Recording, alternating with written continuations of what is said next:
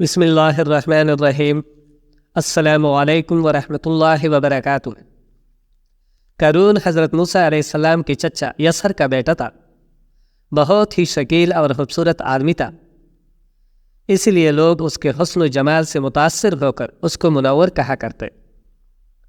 اس کے ساتھ ساتھ اس میں یہ کمال بھی تھا کہ وہ بنی اسرائیل میں تورات کا بہت بڑا عالم اور بہت ہی ملنسار و با اخلاق انسان تھا۔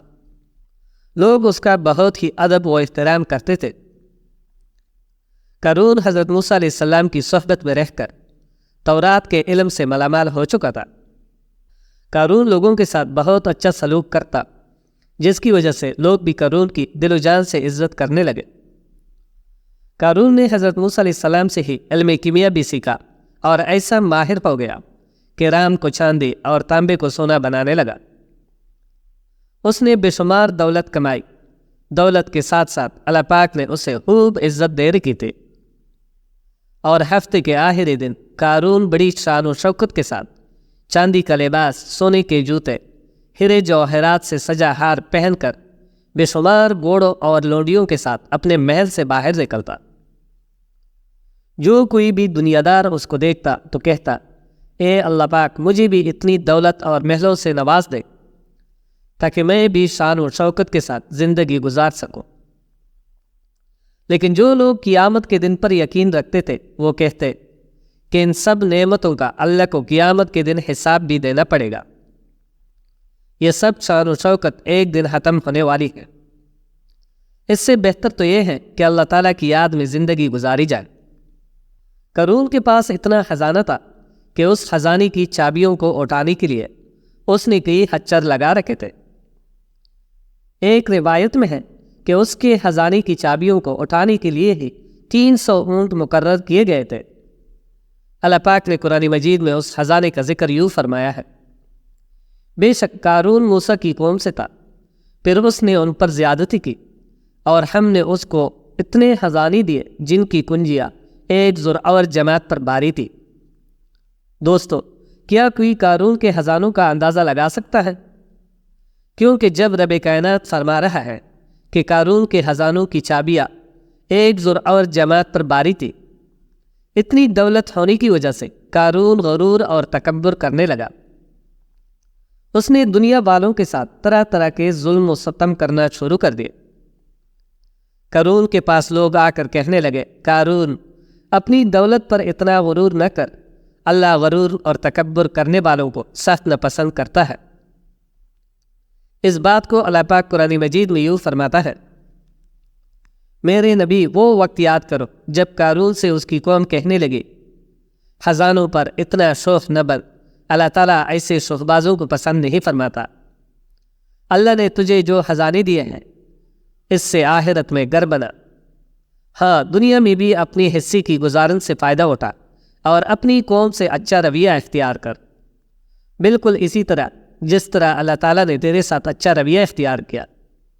زمین میں دہشت گردی نہ پھیلا، اللہ تعالیٰ فساد کرنے والوں کو پسند نہیں کرتا۔ جواب میں کہنے لگا، مجھے تو یہ مال اس علم کی وجہ سے دیا گیا ہے جو میرے پاس موجود ہے۔ سامعین، قارون کہا کرتا کہ مجھ پر اللہ کا کوئی احسان نہیں، میں نے اتنی محنت کی ہے اور اتنا علم حاصل کیا کہ آج اتنے خزانوں کا مالک بن چکا ہوں۔ مجھ پر اللہ نے کوئی احسان نہیں کیا، میں تو خود ہی بہت عقل مند انسان ہوں۔ پھر ایک دن اللہ کی طرف سے حضرت موسیٰ علیہ السلام کو زکوٰۃ دینے کا حکم نازل ہوا۔ جب حضرت موسیٰ علیہ السلام نے اپنی قوم اور قارون کو زکوٰۃ دینے کا حکم فرمایا تو قارون کہنے لگا، جی بھائی، ٹھیک ہے، میں اپنی دولت کا 1000واں حصہ زکوٰۃ ادا کروں گا۔ جب اس نے اپنے سارے خزانوں کی زکوٰۃ کا اندازہ لگایا تو وہ بہت زیادہ تعداد بن گئی، تو اس کے دل میں لالچ آیا اور اس نے زکوٰۃ دینے سے انکار کرتے ہوئے بنی اسرائیل سے کہا کہ حضرت موسیٰ کی کسی بات پر یقین مت کرو، وہ تمہاری دولت کو زکوٰۃ کے بہانے کم کرنا چاہتا ہے۔ قارون نے بنی اسرائیل کے لوگوں کو حضرت موسیٰ علیہ السلام کے خلاف کرنے کے لیے خوب چال چلی۔ اس نے ایک عورت کو بے شمار دولت دے کر کہا کہ تم حضرت موسیٰ پر بدکاری کا الزام لگا دو، اور سب سے یہ کہو کہ موسیٰ نے میرے ساتھ بدکاری کی ہے۔ قارون نے بنی اسرائیل کو ایک دن اکٹھا کیا اور حضرت موسیٰ کے پاس آ کر کہنے لگا، اے موسیٰ، بنی اسرائیل کے لوگوں کو تو خوب واعظ و نصیحت فرماتے ہو کہ وہ اللہ کی طرف متوجہ ہو۔ حضرت موسیٰ یہ سن کر کہنے لگے، ہاں، جو چوری کرتا ہوا پکڑا جائے گا اس کا ہاتھ کاٹیں گے، جو کسی دوسرے پر بدکاری کا الزام لگائے گا اس کو 80 کوڑے مارنے کی سزا دی جائے گی۔ اگر کوئی شادی شدہ بندہ زنا کرے گا تو اس کی سزا 100 کوڑے مقرر ہے، اور اگر غیر شادی شدہ زنا کرے گا تو اس کو اتنا مارا جائے گا کہ وہ اسی جگہ مر جائے گا۔ قارون کہنے لگا، اے موسیٰ، یہ سزائیں کس کس کے لیے ہیں؟ حضرت موسیٰ علیہ السلام فرمانے لگے، قارون، یہ سب کے لیے مقرر ہے، چاہے وہ میں ہی کیوں نہ ہوں۔ قارون کہنے لگا، بنی اسرائیل کے لوگوں نے آپ پر یہ الزام عائد کیا ہے کہ آپ علیہ السلام نے فلاں عورت کے ساتھ زنا کیا ہے۔ جب اس عورت کو آپ علیہ السلام کے سامنے لایا گیا تو حضرت موسیٰ فرمانے لگے، تجھے اس خدا کی قسم جس نے بنی اسرائیل کے لیے اس دریا کو جاری کیا اور اسی دریا میں ان کے لیے راستہ بنایا، جس خدا نے تورات نازل کی، تجھ کو اس ذات کی قسم کہ سچ سچ بتا، تجھ کو یہ الزام لگانے کو کس نے کہا؟ وہ عورت کانپنے لگی اور کہنے لگی، خدا کی قسم، قارون نے مجھے بے شمار دولت کی لالچ دے کر یہ کہا کہ میں سب کے سامنے موسیٰ پر الزام لگاؤں، تاکہ اس وجہ سے حضرت موسیٰ علیہ السلام بنی اسرائیل کے سامنے ذلیل و خوار ہو۔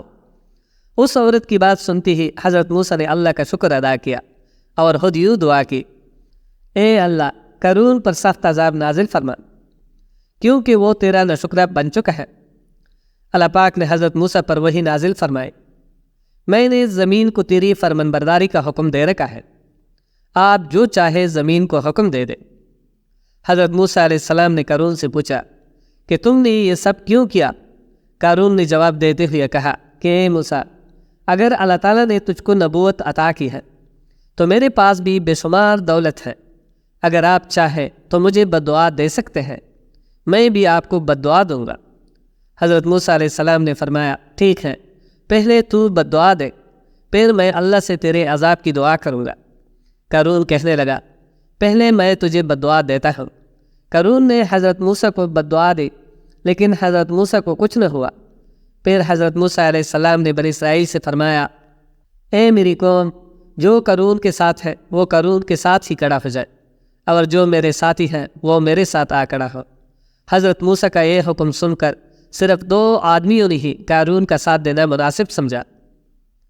جب 2 آدمی قارون کے ساتھ جا کر کھڑے ہو گئے تو حضرت موسیٰ علیہ السلام نے زمین کو حکم دیا کہ قارون کو اپنے اندر دنسا لے، تو زمین نے اس کو اپنے اندر لے لیا۔ جب قارون نے یہ صورتحال دیکھی تو حضرت موسیٰ علیہ السلام کو رشتہ داری کے واسطے دینے شروع کر دیا۔ اس وقت حضرت موسیٰ علیہ السلام نے قارون کی کسی بات کی طرف توجہ نہ دی۔ اس طرح قارون سارے کا سارا زمین میں چلا گیا۔ جن 2 آدمیوں نے قارون کا ساتھ دیا تھا وہ کہنے لگے کہ حضرت موسیٰ نے قارون کو زمین میں اس لیے دفن کیا ہے تاکہ اس کے سارے خزانوں پر قبضہ کر سکے۔ ان کی زبان سے یہ الفاظ سن کر حضرت موسیٰ علیہ السلام نے زمین کو حکم دیا کہ قارون کے سارے خزانوں کو بھی اپنے اندر دفن کر لے۔ زمین نے اسی وقت حضرت موسیٰ علیہ السلام کے حکم کی تعمیل کی۔ اللہ اکبر۔ اللہ پاک سے دعا ہے کہ وہ ہمیں ہر طرح کے غرور و تکبر سے محفوظ رکھے اور اپنا عاجز و عبادت گزار بندہ بنا دے، آمین۔